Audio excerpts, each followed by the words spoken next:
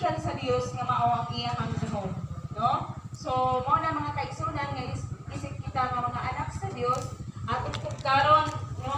Kung unsa gayon ang kalang espiritu sa ato ang kinabuhi, no? O karon na mga kaigsunan sa atong pagpadayon sa atong Sunday school, ang sunan ug atong paminawon mga kaigsunan ug aduna na pud kamoy mga sugyot dahil ako mga kaigsunan ako sa pinitunan isip ako nga usa ka Sunday school teacher. So ako gisaligan mga bala ang espiritu nga mikonsal sa akong mga pangunahuna kung ako kini gitunan. Kung aduna usab kami ikasugyot, okay, so musugyot lang usab kamo. Okay, karon mga kaigsunan sa atong Sunday school is nagawluhan kini after rapture is Antichrist, no? So, nagatuo man gayud kita nga mobalik gayud si Ginoong Hesus, no? O atong gituuhan, no, sa atong gikuptan nga kamatuoran nga sa iyang pagbalik iyang puhaon ang iyang mga tinun-an. Okay. O kita nga tinuod niya nga tinun-an, matud pa gani sa iyang pulong nga iya kang giangkon nga iyang mga kaanakan. Kung giangkon ta niya o may sulat ta diha sa iyang libro sa kinabuhi, iya gyud tang madala dito sa iyang sa man langit nun nga dapit nga iyang andam alang sa iyang mga katawhan. Okay. So, karon mga kaigsuonan, karon nga panahon, grabe, ug dili na nimo ma-explain ang mga kagubot. No? Sa ato lang panggamhanan, no? Okay, sa tinuod lang, nakaingon ko sa akong kaugalingon or sa akong kinabuhi, mawala gyud di ay pulos ang kalibutan puy-an. Kayon po mo? Ha? Okay. So akong walay ayo. Kung aka na wala gyud ay ayo ang kalibutan puy-an. No? Pero wala pa ko ani nakatuon. Pero nakaingon ako ana, no, sa akong kaugalingon. Tungod kay kung atong huna-hunaon ang panggamhanan karon, bisan dato na sila, bisan naa na sila kwarta, bisan maghita na sila sa ilahang kwarta, pero mangawat gihapon. Asa man po sila mangawat? Sa gobyerno maghihapon ng kwarta. No? Ako nauna-unaan nga kining kalibutan, wala gyud ay katagbawan. Hello? Naminaw pa ba? Okay. So walay katagbawan. Dili makontento. Oo. Dili makontento. Kay mangawat gihapon. No? So nakaanak ko, wala gyud ay ayo ang kalibutan puy-an. Diba? Unsa pagkahata nga wa mo gitay kwarta? Wa man tay kawatunon. Kay wa man pud tay kawatunon. Wa man pud gipiyang sa atoa. So di pud ta makapangawat. Okay. So nakaanak ko sa kong kagalingon nga wala gyud ay ayo ang kalibutan puy-an, no? O sa diha, nakabantay mo nakabantay ba mo or unsa man? Mangutan ako sa inyo kung sa inyong nabantayan. Sa akong nabantayan sa kalibutan, once magkagubot na gani ang panggamhanan, masabay na yun ang kagubot po sa kalamidad. Napansin ninyo? O basig, unsa man? Ako napansin o napansin ko na ninyo? Ha? Okay. I-explain na ito nga no. Yes? Once gani magkagubot na ang panggamhanan, masabay na yun ang mga kalamidad tungod kay maunay silot sa salangay na himo. That's why nagpalayo ang Diyos sa ilaha. So maunay na ay mga kalamidad na mahitabo po. Oh, nakabantay mo na sa inyong anak katong na-discovery ang kalaang grabe ang kurakot tungod kay ni bagyo o na daot ang ilahang na bardown, which is ang Dios ang naghimo ato. Kay kung wala to siya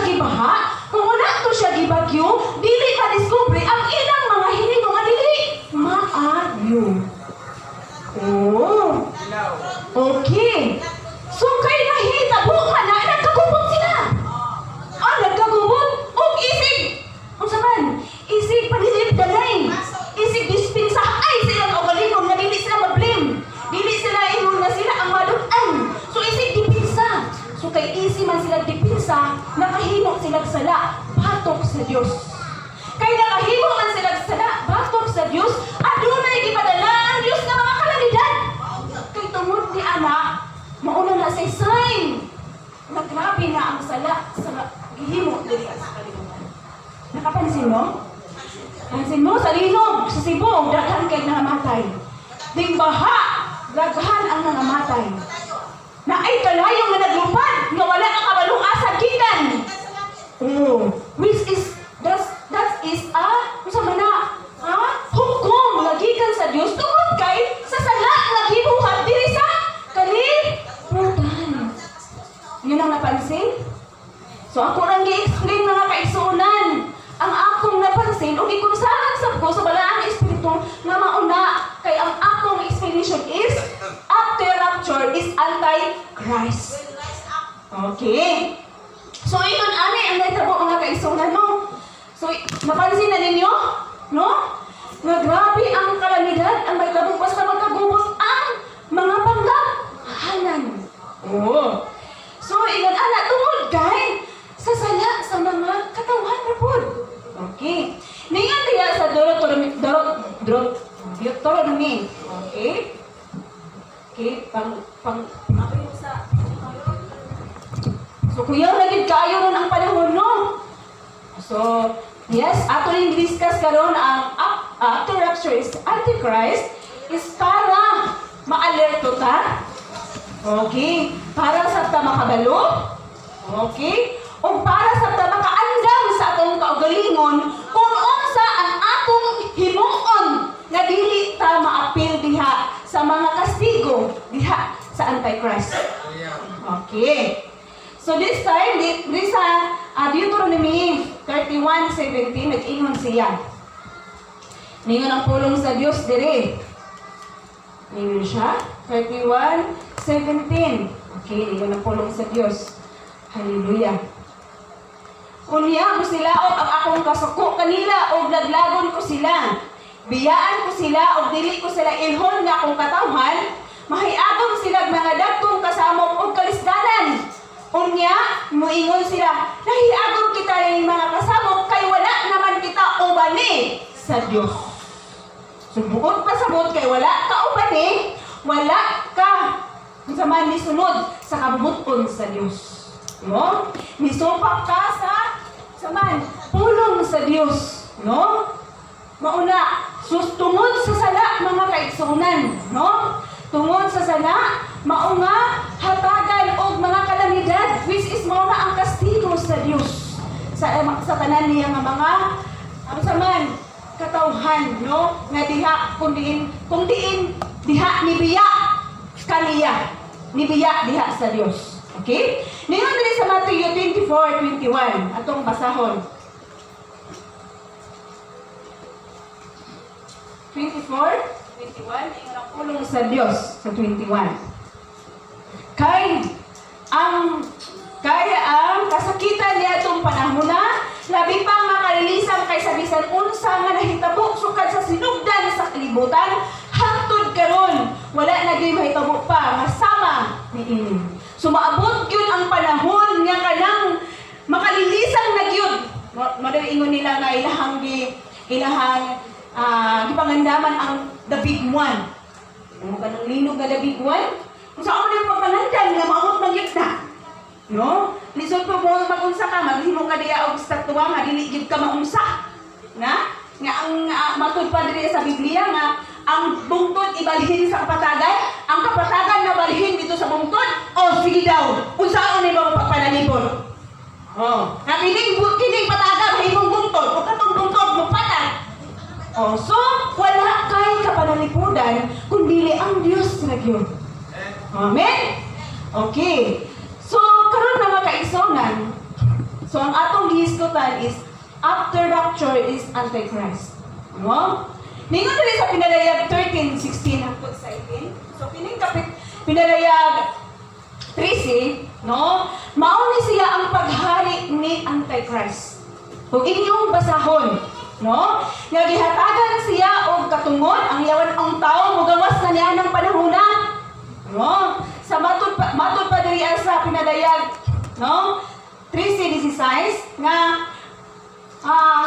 maabot ang panahon, no? Nga mogawas na ang yawan tao o ang kanang yawan tao mauna na siya makahatag pumampod siya og gahom. Naaman siya gahom, no? Bato pa gihatagan siya gahom sa unsa man? Ha? Sa yawa. Oo. Gihatagan siya gahom nga mo ingon pa diri kung basahon sa 13:16 hangtod sa 18, ingon siya. Gipugos sa mananap. O, kining mananap, paunin siya ang Antikristo. Amen? Okay. So, maminaot ko mga kaisunan sa akong gi-explain, no? Wala mang gid ko Bible studies, Bible school, sana siya? Sana siya? Pero, mga kaisunan, manginaot ko sa akong Sunday school, sa matag, pulong nga akong ginamito, kung ako sa kining natugkan. Amen? So, kamusap mo, maminaw, o mo hatag sa mong explanation nga inyong nakatunaroon sa naa sa inyong hunahuna. No? Ingon siya, gipugol sa mananap nga mapatikan ang tanang tao. No? Inila o dili inila, dato o gabos, ulipon o dili ulipon, diha sa tuunin ng kamot o agtang. Walay makapamalit o makapamaligya gawas ni atong may patik sa ngalan sa mananap o sa numero nga simbolo sa maong ngalan.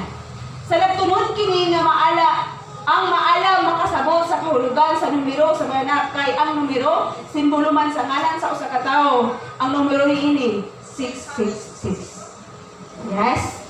So buot pasabot nga na sa panahon na Antichrist, mauna na diha nga unsa man nga siya na ang maghari, no? Isahon na niya, no? Hatagan na niya og katungod, no? Ang mga katawhan nga ug wala kay patik, dili ka makapalit, so madili ka makapamaligya, no? Ug wala kay tulo ka size. Ug kana siya limbong kana batok sa Dios. Amen? No? Mauna ang atong unsa man pangandaman, no? Pangandaman nato nga dili ta maapil sa unsa man sa silot no ni ana nga panahona. Kay matud pa diri sa akong na-discover, no, sa akong na-studyhan, no, nga niingon diri nagaingon diri sa no diri sa 2 Tesalonica 2:3 hangtod sa 4, no? O 2:3 Tesalonica 2:9 hangtod sa 10. Nga kanang diha sa panahon ni Antichrist, ang mahatagan ang nagpatik na 666, mauna sila ang mga laglagunon.